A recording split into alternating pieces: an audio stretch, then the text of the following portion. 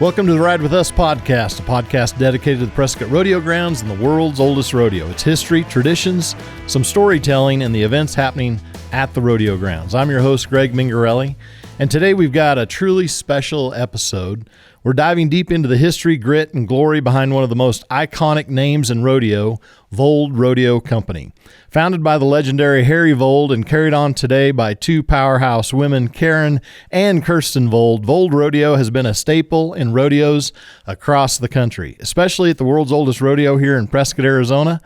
Karen and Kirsten, welcome to the show. It's an honor to have you here. Thank you so much. Thank you for having us. Thank you. How's everything in Avondale, Colorado this morning? Dry and windy. Yeah. Well, actually, it's not windy right now, so I guess I should be grateful for that. But it was a little on the windy side last evening.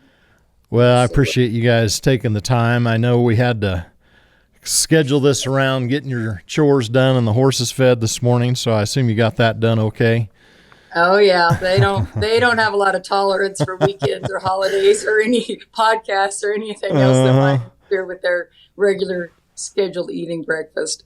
Well, you know Jim Dewey Brown here, our general manager, quite well, and this year he's tipping our hats to Women in Rodeo this year, and so it's very fitting to have you guys on, two ladies that have contributed a tremendous amount to rodeo and our sport that we love here in this corner of the neck of the woods here. But I wanted to start just kind of where Vold got its start, Vold Rodeo. There's a lot of history I want to talk about today. Karen, I want to kind of dive deep as well on some of your history and your family and everything. But let's start with Vold Rodeo. How did Vold Rodeo get started, and what was Harry's kind of original vision? Well, Harry had dealt with Leo Kramer for many years, gathering horses up there and selling them to him. And then one year, the border closed because of hoof and mouth disease. And so he and his brother Cliff trailed the horses to a rodeo since they had them and they were caught with them. And they bucked so outstanding that the rodeos wanted them to continue, and that's how he got started. That's how it all started in the beginning. So, Karen, give us a time frame. About what year was that when he got started there? You know, that I can't answer. I apologize. That was kind of before my time. I just know that that's what happened. The first NFR was in 1959, so it would have been prior to that. Right, definitely that. In the 50s then, Kirsten, is that I would say, right? Yes, sir. I would say because he and only one other guy were the only ones that came to every national final since 1959 when they first had it. And he was the only Canadian stock contractor that was invited. Right. So Harry actually, was he born in Canada then? Is that what you're telling me? Yes, sir, he was. Yeah. Okay. And just for our listeners, so they catch this, what Karen said there was they weren't trailering the horses to the rodeo. They actually had to essentially round them up and herd them to the rodeo, right? That's correct. Yeah. He trailed them there. They trailed them on horseback. Oh, that's amazing. Well, so what do you think with Harry, what made him stand out, maybe over the years or particularly when he got started? What was it about Harry that made him kind of stand out from the crowd? Well, for one thing, he was always honest. He was always kind and friendly. Always tried to help the cowboys and treated everyone just alike. He was, very interested in putting on the best he can and starting every rodeo. We always had to start clean, no matter what the conditions might be. And I think that that was part of the things that I think made him stand out differently. Yeah, he had a nickname, Duke of the Chutes. Do you know where that came from? Bob Tallman, the rodeo announcer, gave him that. And then it just sort of stuck, and everybody referred to him as that, the Duke of the Chutes. Yeah, I remember there was a particular tractor seat that was welded up there above the bucking chutes at Prescott, and I don't know if that was unique to just our rodeo or if that was something No, it was definitely unique to your rodeo, and it was your Prescott committee that did that. I guess I don't know exactly who was the one, but they did, and it was there for all the later years. It had steps going up to it with a railing, and they made it pretty user-friendly for him because that's where he always sat during the bull riding. He'd sit on his horse through the whole rodeo, but in the bull riding, he'd always want to sit up there behind the buck and shoot. So they put him a seat up there. So it worked good. Well, and in the office now, you guys have seen it recently. There's a sign that says Harry Vold only, and I think that was a part of that seat that they made up for him there. You know, I'm just sitting here thinking about some of the things that I love about Harry during our rodeo. And we always start with wild horse race, as you guys know. And there was something iconic about Harry riding in the arena and kicking off the wild horse race that just was, I don't know, I missed that. But you guys remember him doing that, kicking off, because you said, Kirsten, he's on his horse all the time, except for the bull riding. And that was one of those moments I always remember about Harry kicking off the wild horse race. That's exactly it. It was a good way to start the world's oldest rodeo, wasn't it? Yep. Karen, let me ask you one thing. You've been a part of Vold Rodeo, not maybe since its very beginnings, but for most of it. What for you has changed over the years that you've seen from whatever the 60s or 70s when you got started with Harry? Well, for one thing, the cowboys used to come and stick around longer than they do now. Nowadays, they fly in and fly out, and so you don't see them so much. But, of course, television has made that difference and lots more money. And I think those are the major differences than what it started out to be. Yep. So with Prescott, was it 1972 was the first year Vold started with Prescott, World's Oldest Rodeo? That is correct. Yeah. And I understand that the first contract was written on a napkin in a restaurant in El Paso, Texas. Okay. Yeah, that's changed too, right, Kirsten? We don't just a little bit. We've updated that just a smidge. However, many of rodeos, when Harry was first down here, were done on a handshake. Oh, yeah.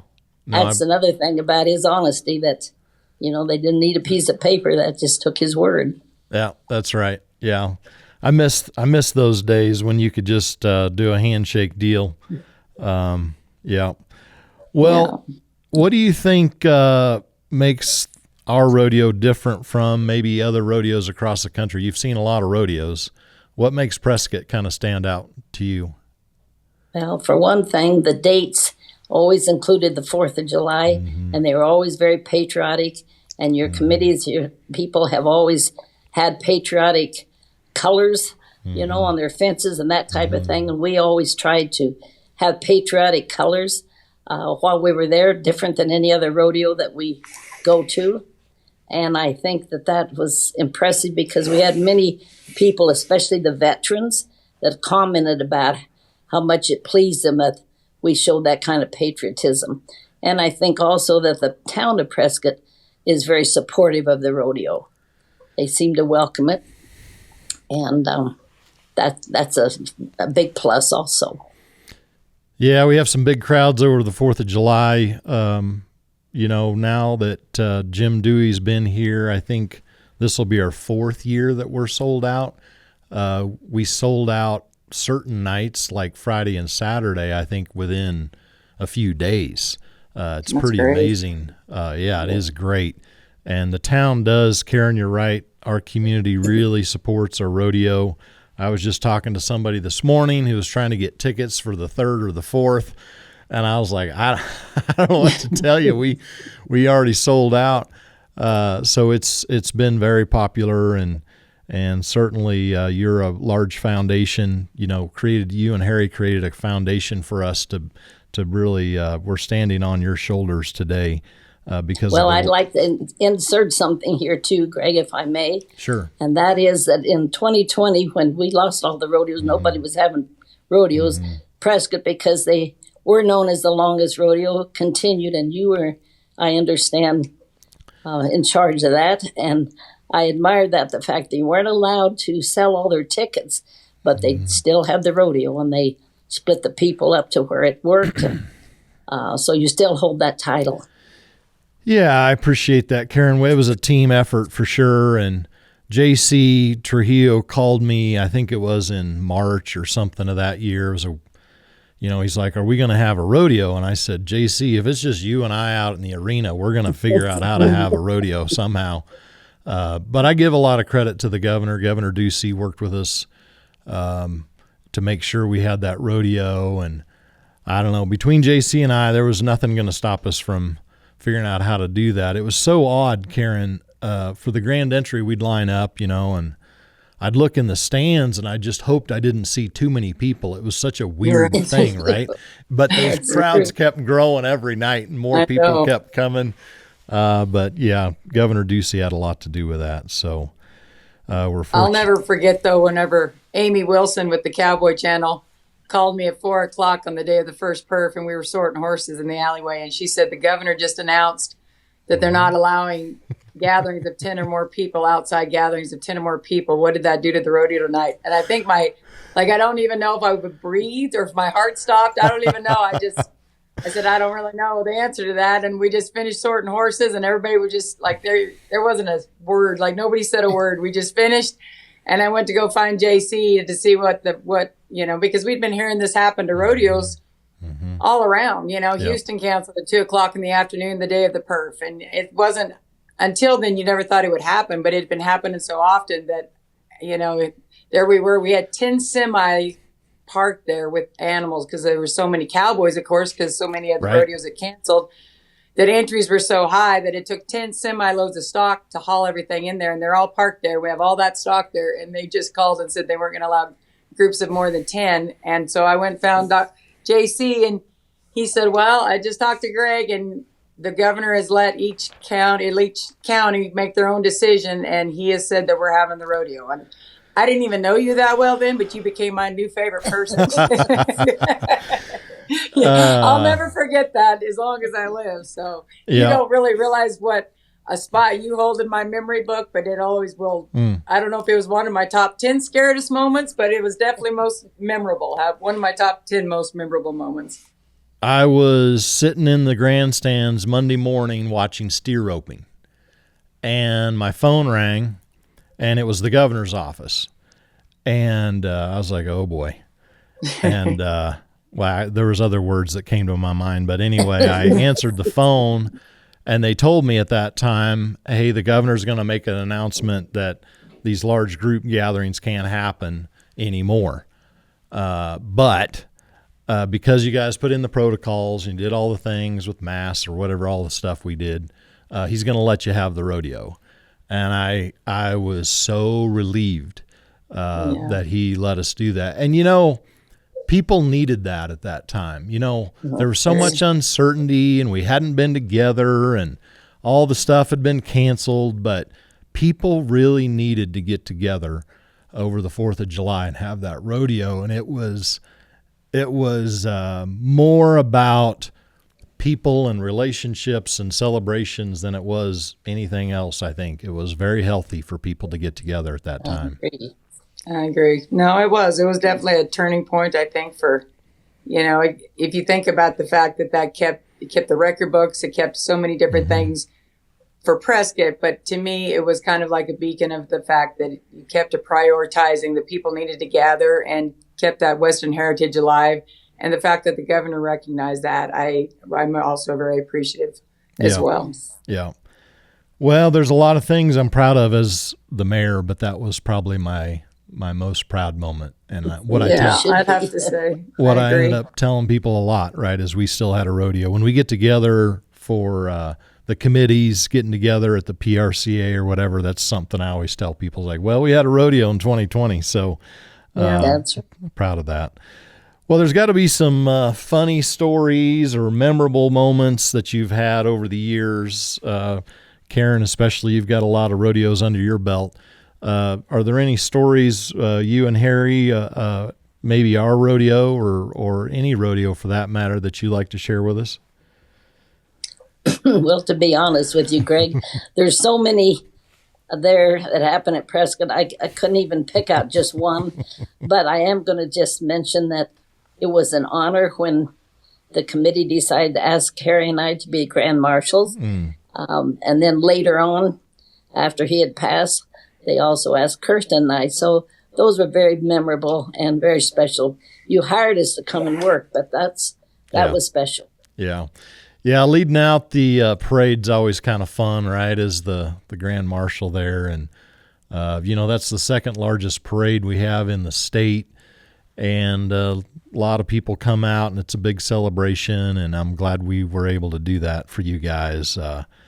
Harry, it was an honor. Yeah, you and Harry mean a lot to the people here in Prescott and the rodeo committee and everybody involved with the rodeo, and we certainly appreciate all the investment that you've made in our rodeo. So thank you. Thank you. Kirsten, you got anything? Oh, yeah. I mean, Prescott there's been a lot of great stories over the years. A lot of things I've partaken that my mother hasn't necessarily is the Prescott nightlife at Matt's and downtown and, things of that nature. That's as much as part of the Prescott Frontier Days as being a part of that. And I've enjoyed getting to see, we've had a lot of good memories. I remember two of our employees, I won't mention names, gotten locked out of the rodeo grounds one time and have to try to scale the fence because they'd gotten locked out and got dropped off by a cab outside the gate. And so they had to scale the barbed wire or something to get into their trailers. I mean, we've had a lot of fun at Prescott over the years. We had a truck driver that would always get ice cream every day. With you having, Fry's grocery store so close within walking distance, he'd go over there and get ice cream, a gallon of ice cream every day and bring it over, and we'd have ice cream hour at Prescott. I mean, there's just things those are true, that are single to Prescott that, as growing up as a kid, my memories of Prescott are always playing up at those rocks. I mean, that was what I lived for every year. And, there was no other rodeo that had a playground as great as Prescott, and the fact that it was, I had all kinds of forts and treasures and trophies, and I'd spend all my, week or 10 days or however long we were there climbing around in those rocks. And, there weren't a lot of kids that rodeoed back then, but whatever kids did come with their parents, I'd take them up there and show them all the cool things that were in the Prescott rocks. And I look up there now and I'm like, I wonder what treasures are buried up there that I've forgotten and lost. I'm sure there's plenty of very valuable ones because I was always taking something and burying it and hiding it or building a fort or something. So, Prescott's always going to have a very special place in my heart for so many great memories, but it started at childhood and it's led through my adult life and, with great friends and great activities and just being part of a great rodeo. Anytime and that crowd there is so great. I mean, there's sometimes that I don't feel like we put on that great of a performance, just things, the animals didn't perform as well or whatever it is. Sometimes you just have an off night and that crowd is so forgiving. They just are like, they want to be there. They just want to enjoy whatever we give them. And I appreciate a crowd that is that just, Justin Rumford is one of the best barrel clowns in the business. And he's been there multiple times and he loves that rodeo because he said it's just such a great crowd. They're so into it. And all of the clowns say that. And, it really and truly is. So those are all things that are special to Prescott and to me because they're a great combination to make that event. I was just going to ad lib as far as Kirsten's concerned. She was 4 months old the first time she came to Prescott and has been there every year since. Wow. She's had childhood and adulthood celebrated at Prescott. Yeah, Kirsten, when you were talking, there's something special about the family that puts on the rodeo, kind of the behind-the-scenes contractors and family that put on the rodeo. I don't know what it is, but you just pick up where you left off. You feel like these are people that you know really, really well, even though you may only see them for about 7 or 8 days a year. That's true. But it is a special group, and even our volunteers interact with you all and everybody, and it's hard to describe to people what those relationships look like and how that all works together for that 1 week of the rodeo. But it's a truly special group of people. That's true. It's like having a family reunion once a year. Yeah. You watch the different committees families grow up and you celebrate every time you get together, which is only once a year, but that is what's special about it. Yeah, I agree. Well, look, want to talk some about your animal athletes. You've had some pretty incredible animals, pretty incredible horses and stock over the years. Let's talk about some of the more famous bucking horses. Painted Valley is one that comes to mind. I have a big photo of Painted Valley on my office wall, but talk about some of those special horses that you've had over the years. Well, of course, he's, one that comes to my mind too. He was the first horse Dad gave me, bucking horse of my own, him and another little filly when they were weanlings. And he said later on, I was a horse thief. But at the time, his memory is short. They were late colts that those mares, when we weaned them, they were going to kind of be a pain. And so I suggested I take them. And he kind of did that just kind of so he didn't have to jack with them. And so at that point, we lived in town. And I kept my horse. I boarded at an arena that had pens and stuff there. So that's where they started their life, was in a pen next to, a barrel horse and everything else. And then they moved to my house in town. So the first few years of his life was spent in town, living out there. And I still remember there was one time, the year that he won best horse at the national finals, I brought him home and I keep him back out there, at that arena. And, everybody loved him out there, all those people that lived out there and had trailers and stuff. And he got out of his pen. I don't even exactly remember what led to that, but he got out and was racing. This was about 3 days after he'd been crowned the best horse at the national finals rodeo on the saddle bronc riding. And he's racing alongside the big pasture, alongside the highway. And I mean, people were jumping in their cars to dive in front of the gates. And it was, it was pretty. Now once he was caught, he wasn't, it was pretty funny. At the time, it was a little nerve-wracking, but he kind of ran rapid in the being the town horse too. But he, I'm very grateful. I always nickname him Pennies from Heaven, because our breeding program had kind of dropped off, and we bred to a stud that hadn't really produced for a while, and so we kind of gotten stagnant. And he just sort of was this miracle in the sense that he was late with his testicles dropping. Many people suggested that we didn't keep him a stud, keep him a gelding. Those people were mainly my dad and my brother that suggested that. Right. And so, the fact that we carried on, and later on I was, charging $2,500 a breeding for him, I think is kind of amazing. Semen's been shipped all over to Australia. People have bred to him over there.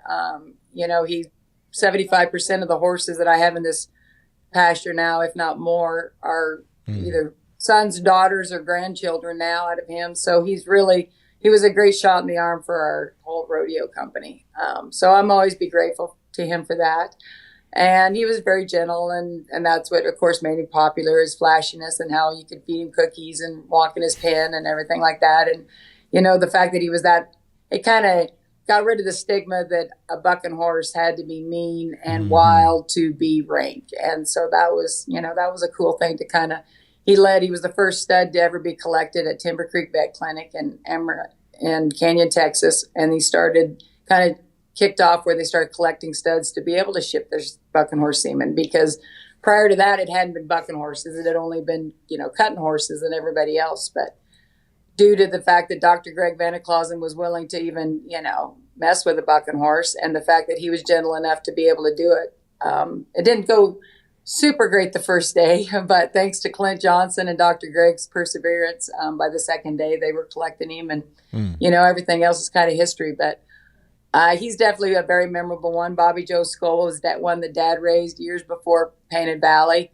He was bucking horse of the year in 91, 92, and 93. Wow. Back in those days, that was kind of unheard of, that they win that many years in a row, So, and he was the first one that went to the NFR that was Dad raised. Yeah. Okay. Well, not the first one that went to the NFR, but the first one to win the world, I think. Well, that he'd raised on this ranch, correct. Mm-hmm. Yeah. So, anyway, those are all, we've had several other amazing horses that play such a large role in what we do. I mean, everything that we do revolves around them. And a lot of times that's why you do it, because on a day like last night when it's windy and nasty, you kind of wonder why you live out here.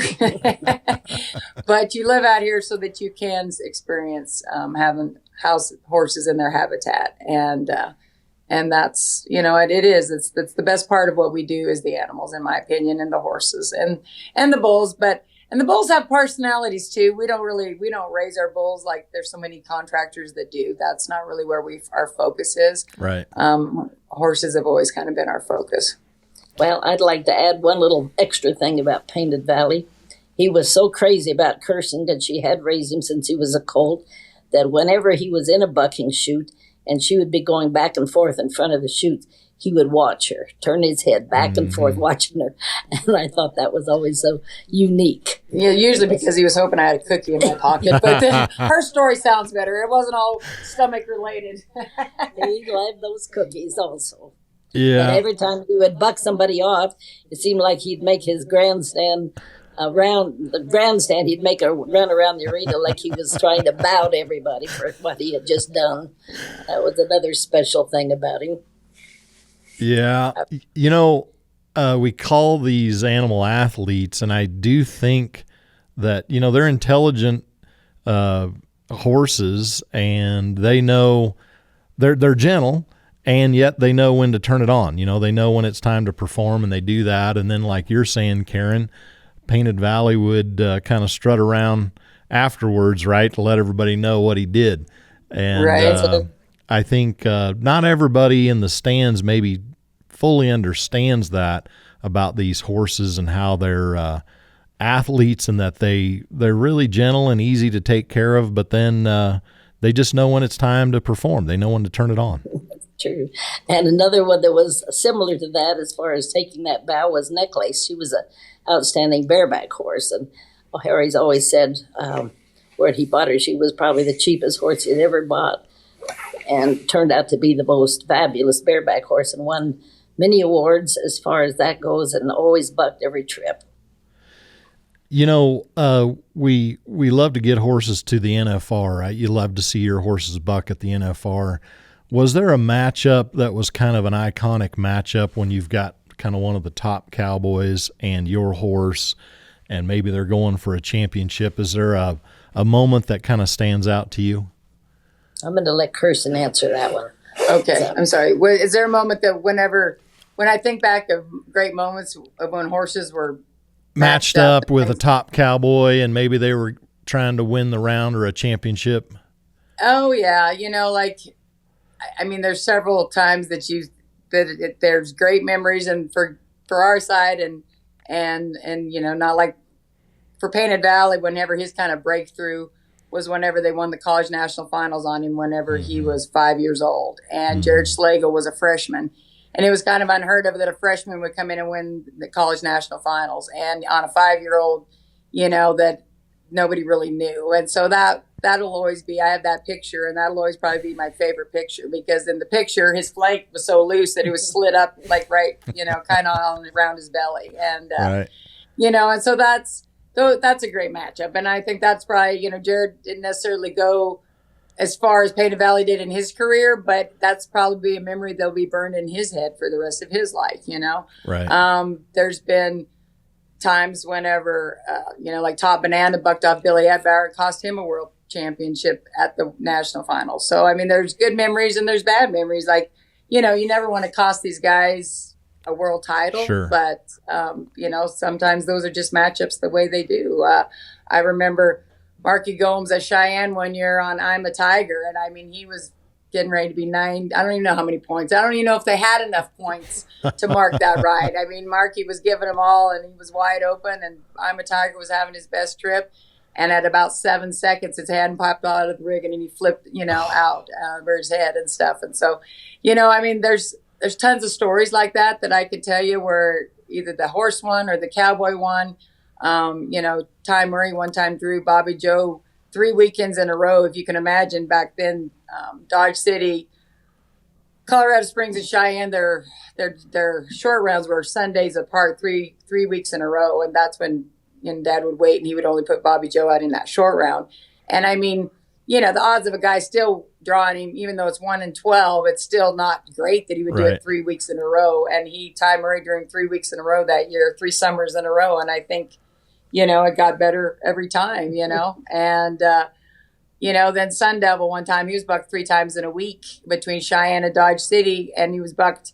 And every time they got on him, they were a point higher, at Wow. Cheyenne, they were 85. And then 3 days later, we bucked him the first Wednesday night in Dodge City, and they were 86. And then he was in the short round that Sunday, and they were 87, So there's a lot of great memories that I can think of over the years of animals matched up with cowboys and that are kind of burned in your brain. And I'm grateful that I have those memories, because now we have them on, thanks to the Cowboy Channel, you can go back and reflect on them, and everybody's got a telephone, and it's on Instagram, and it's on, there's videos everywhere of all these great moments. But we didn't have that luxury 20 years ago. That's true. And so you've got to just have them in your head. And there's some of them that are so vivid in my mind that I don't need a video. So I'm grateful for that. Mm-hmm.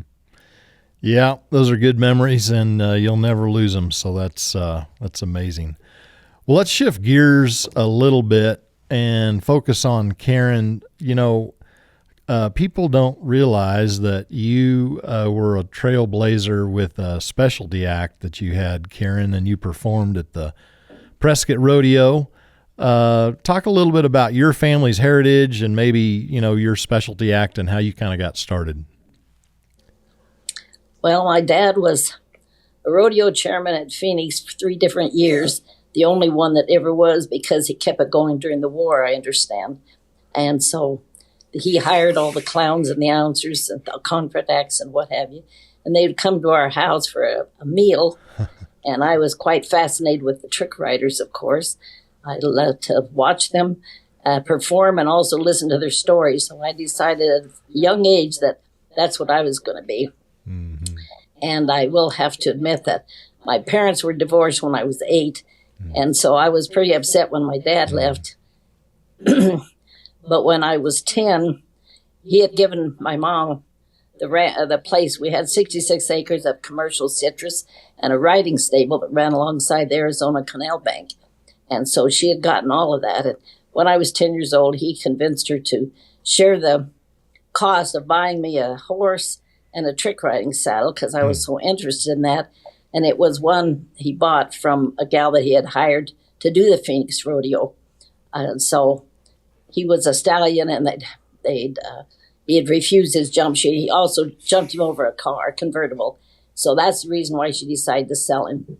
And so my dad bought him for me and a saddle. And the lady that used to work at the riding stable, she had a Palomino horse, and she worked there.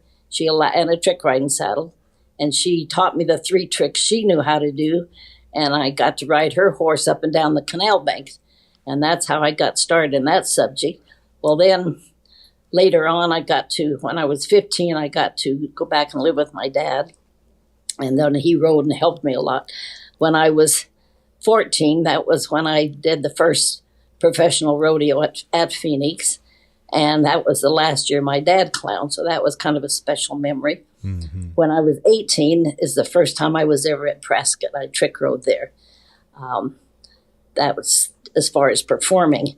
Then later, I think it was in maybe 1962, you see that committees used to hire trick riders. They were all individuals, and they might hire a redhead from one state and a blonde from some other and a brunette, but they'd all show up and do the same tricks, and that would upset them.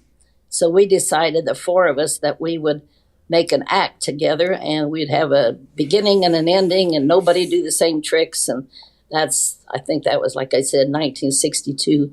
That's how we formed the first one. That went on for a few years.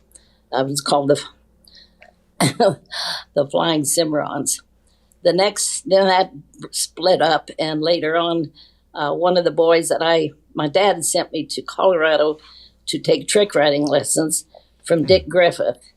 Back in the days when they contested trick riding, he was the world champion. Wow. And he lived in Colorado. So I got to go up there and spend a summer and learn from him. And my dad just said he would pay for my lessons if I would just learn how to do the shoulder stand like Dick Griffith did. When he was in New York performing, he watched him all those many performances. So I learned it, and I always dedicated that trick to my dad in most of my performances later on in life. Then,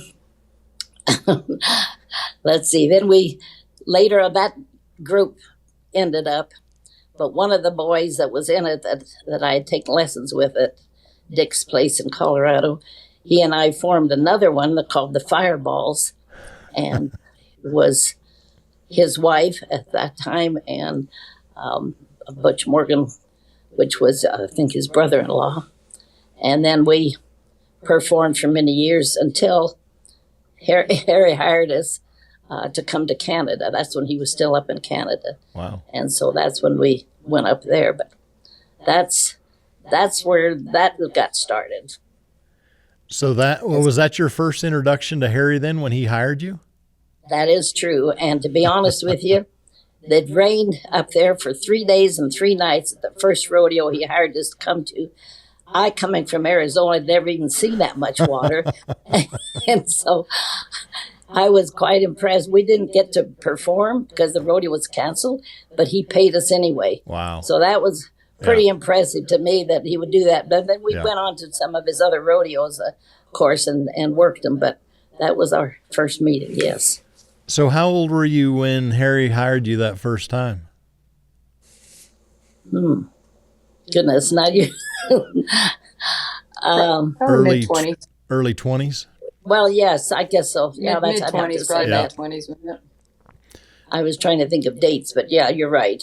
And then how... I think I quit when I was 27 when I started working Harry's rodeos down here. Yeah. As far as my trick riding. Yeah. Okay. Well, that's cool.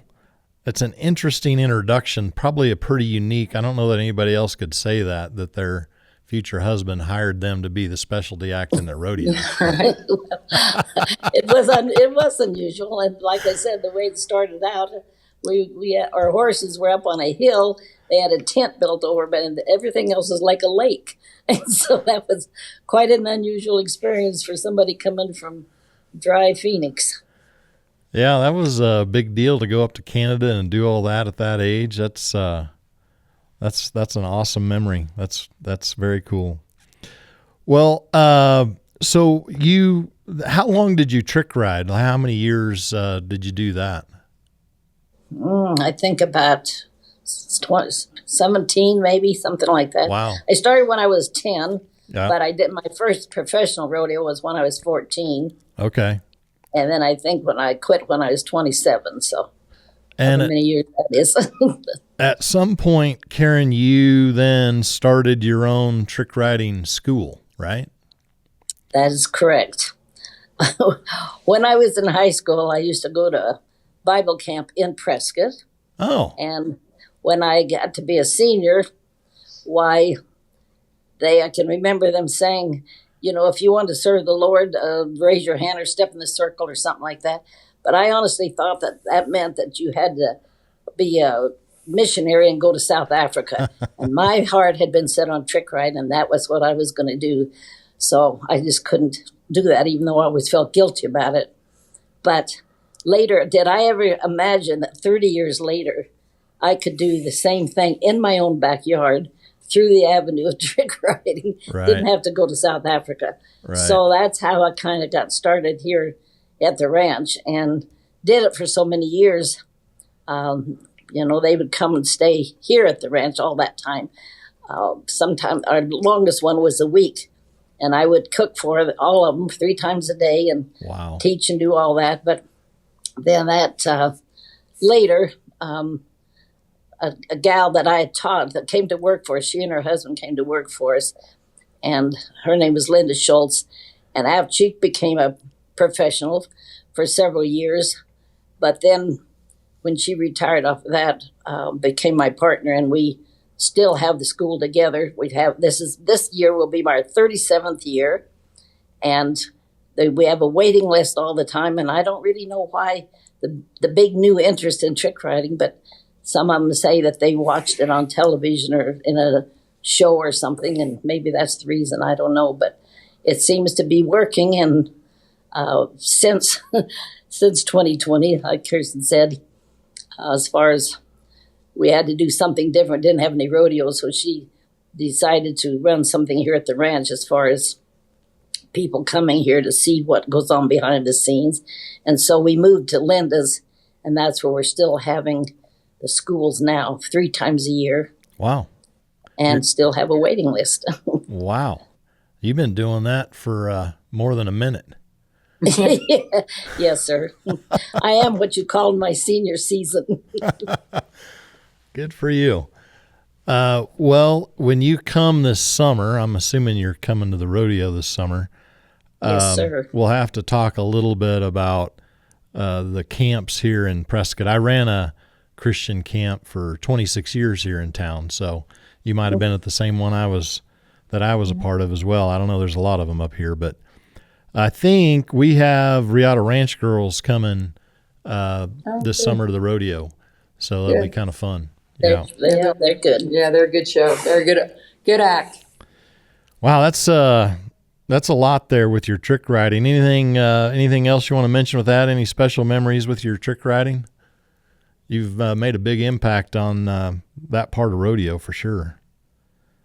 Golly, I don't know. I guess just because I've enjoyed it so much, and when I see trick riders today that come to our rodeos, why it's just very special to see it continue.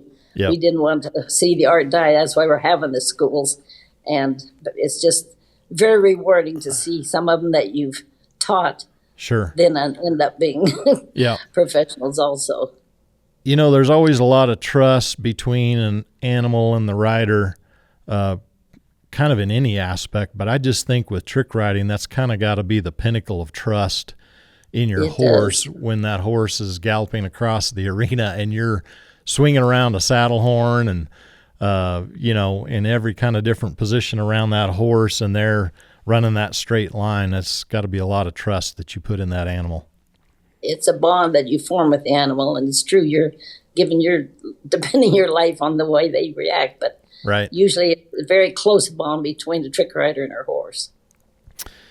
Well, thanks for all your contributions in that aspect, Karen. That's amazing. I didn't know that you were still involved with that school, and that's tremendous that you're still doing that. I'm grateful that you're still involved. I'm grateful to be able to. I don't think I'm as helpful as I used to be. Linda does most of the work, but she says I have to be the critique, so that's what I do. I critique them as they make their runs. She's good at that. I think it's good for you to continue to keep doing that. Always have a purpose that way. So, well, let's shift gears a little bit, and we're tipping our hats to Women in Rodeo in Prescott this year. Let's talk a little bit about that. Karen, you helped produce rodeos, helped Harry produce rodeos, kind of in an era when maybe women weren't involved as much at that level.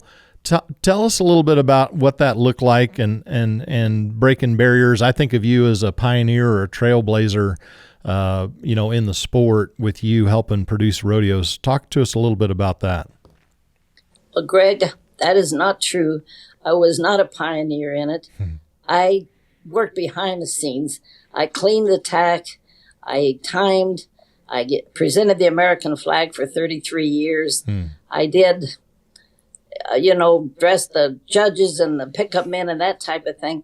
But I didn't have anything to do with being a pioneer as far as running the rodeo. Kirsten's the one that's a pioneer as far as the rodeo women are concerned. Sure. Harry always did everything when I just worked behind the scenes for him. But she's earned the respect of the cowboys and the rodeo world. But it wasn't easy when she first started because so many of them were older than her, right, and watched her being raised up. And then to suddenly take orders from a woman that they saw grow up, that was not easy for a lot of them to handle. But she's proved her time, and there was never anything that she ever asked them to do that she wouldn't do right alongside of them. And so she's earned that respect. But she's definitely the one that you need to ask this question to. Yeah. she's also underestimating how much she contributed to Dad whenever, Yeah. she says she did all those things behind the scenes, but those are the people that are the most important. And you, as being a leader, you understand that. Yeah. Is that people that are willing to do all the little things behind the scenes and don't need to take the bow and don't need to take the credit are the ones that are really making the difference. And we all know that. And anybody that leads a group knows that the people that follow them are the most important people. Yeah, no, I agree. What is that saying about the neck turns the head or something like that, right? Where Right.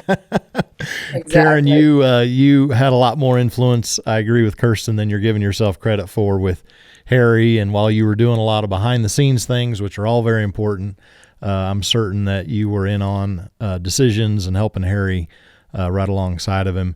Kirsten, talk a little bit about what that looked like for you stepping into that role. I mean, humongous boots to fill, of course, with Harry, and kind of the impact he had on rodeo and stock contracting.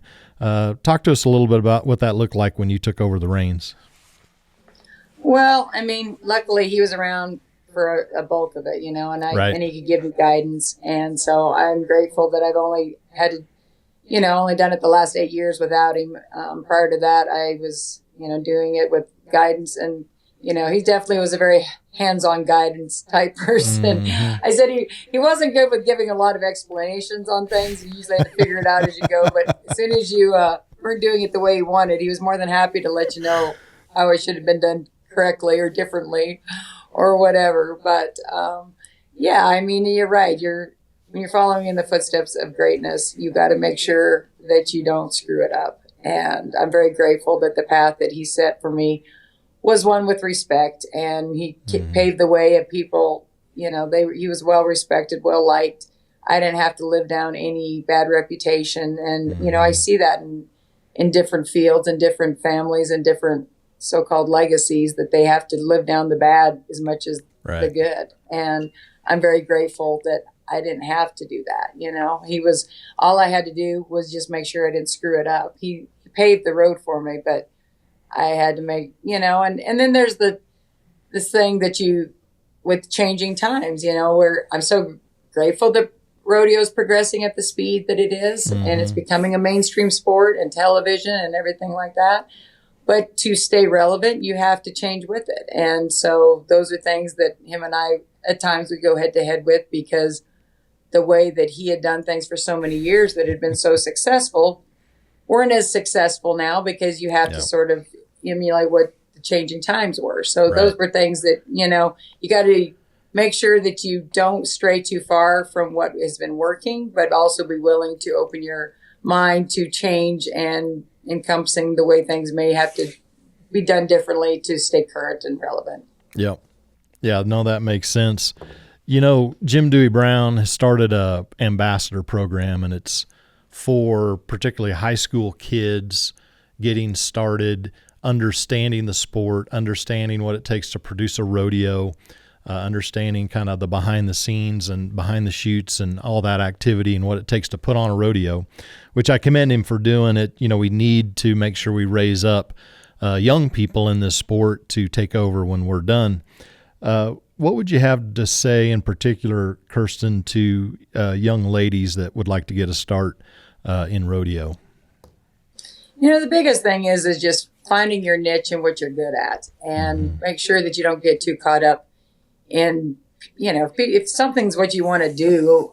I've never believed that gender really played a role in anything. It's just if you're talented at it or not. And sometimes it's just not your thing, and you can only continue down a road so long. And if you're not good at it, then try something else. At some point, figure that out. But don't let people tell you that you're not good at it just because you weren't born a boy or whatever. And I don't really, to me, it doesn't, I've never really thought that gender plays a role that much. I've never let it bother me. And I always tell other younger girls not to let it bother you. Don't get so caught up in proving other people wrong and doing something you don't really enjoy just because you want to prove you can do it because you're a girl. That doesn't make sense either.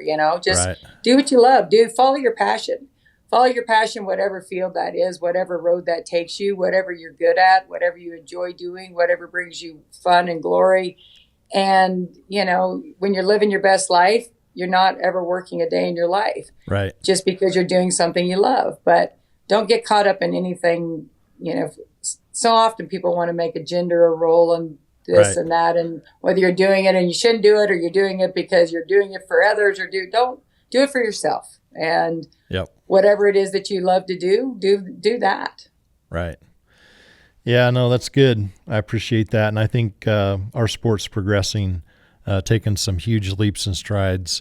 When Jim got here, he right away got breakaway roping going. I thought that was a really good thing on his part. It's such a great part of our sport nowadays, and people love to watch it. And, of course, he always he likes putting that right after the tie down because people love to see the calf get away. So he's smart like that. Well, I appreciate both of your roles in rodeo and particularly in our rodeo and what you've done to help us get where we are today.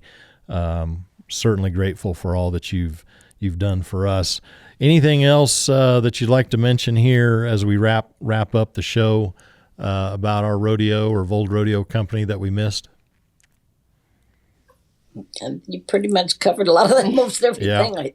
Yeah. I don't know what else that we would need to say unless Kirsten has something to add to it. Well, I just want to say, once again, kind of reiterate what a special combination between the volunteers, the fans, the location, the time of year. It's kind of, you put together a magic that I don't think that you could pick up and take any other location. And I think that's something that the local people supporting it. I think that's such a wonderful thing that you have the support of Phoenix, which is such a large city, and they support it. They readily want to come up there. You have your locals that support it, that live there. It takes so many volunteers to put on an event, and Prescott's always had so many volunteers within their own rodeo committee. And I think that's an overlooked area at many rodeos, is that how many people come and give their vacation days. They have regular jobs all year long, and they give up their 4th of July vacation where they could go to the lake or spend it with their family or something like that to sit out in 100-degree weather and park cars, Right. And I think that's an amazing thing to want to do that and put in your time to do that. So I never want to skip over the fact of people that I don't really volunteer doing anything like that. And I often think that if it weren't for people like that give their time, that we wouldn't have jobs everywhere we go. So my hat's off to everyone in Prescott for all their volunteering. Yeah. No, we do have something special, Kirsten. You're right. It's important that we recognize that and make sure we preserve it. It's something I've been working hard at, and Jim Dewey Brown and our committee, to make sure, we don't want to take things for granted here, what we have. And so certainly the committee and under Jim's leadership, we're doing everything we can to ensure that this rodeo continues for another 138 years. We're awfully proud that we're the oldest, and Jim is making sure we're also relevant. And he does a very good job at that, making sure that we're up with the times and all the things that we need to be doing to make sure that the fans want to keep coming, and they are. 4 years of sellouts really speaks to that. So, well, I want to thank you both for taking time out of your day to be with us, and appreciate all that you've done for our rodeo and rodeo, the sport in general. Vold Rodeo's legacy isn't just the stock or the shows, it's the grit, tradition, and heart you bring to every performance. So if you're headed to Prescott for the world's oldest rodeo, keep your eyes peeled for Vold Rodeo's incredible animal athletes and the legacy they represent. Thanks again for listening, and be sure to subscribe, like, and share. We'll catch you next time with the Ride With Us podcast. Thank you.